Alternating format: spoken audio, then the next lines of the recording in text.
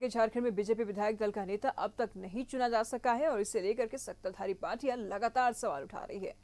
वहीं बीजेपी का कहना है कि खरमास के बाद विधायक दल का नेता चुन लिया जाएगा। झारखंड विधानसभा चुनाव में जनता ने बीजेपी को जोरदार पटखनी दी।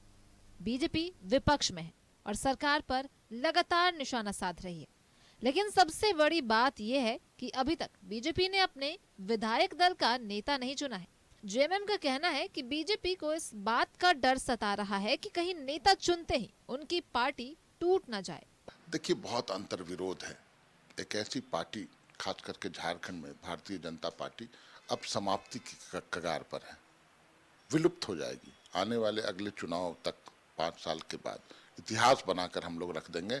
और हम इतने विश्वास से इसलिए बोल रहा हूं कि जनता का आशीर्वाद हमारे साथ है और झारखंडी अवाम आज समझ चुका है कि झारखंडियों का भला अगर कोई कर सकता है तो झारखंड मुक्ति मोर्चा और हेमंत सोरेन। कांग्रेस का कहना है कि बीजेपी में बड़े चेहरों की फौज है, ऐसे में बीजेपी को डर है कि कहीं पार्टी बिखर न जाए।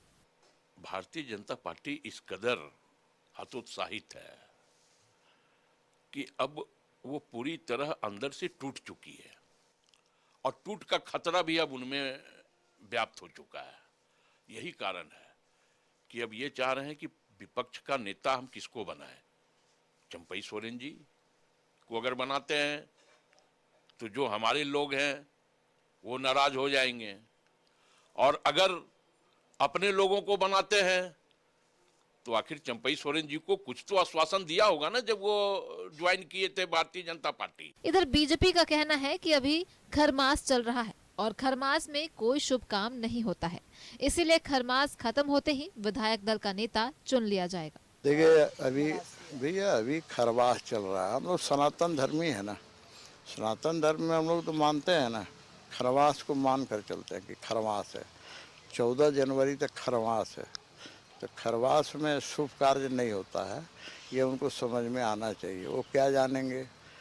तो हम लोग सनातनी हैं, तो 14 जनवरी के बाद विधायक दल का नेता चुन लिया जाएगा। झारखंड में बीजेपी ने 2024 के विधानसभा चुनाव में काफी ताकत लगाई थी।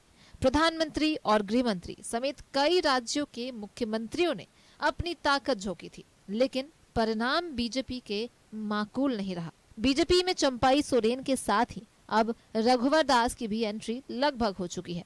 ऐसे में सभी की निगाहें पार्टी के इस महत्वपूर्ण पद पर जरूर रहेंगी। न्यूज़ 11 भारत के लिए कैमरामैन देवाशीष के साथ पूजा दुबे की रिपोर्ट।